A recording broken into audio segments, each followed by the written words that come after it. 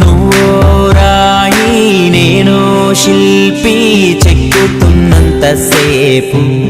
నిన్ను నేను చెక్కుతున్నంతసేపు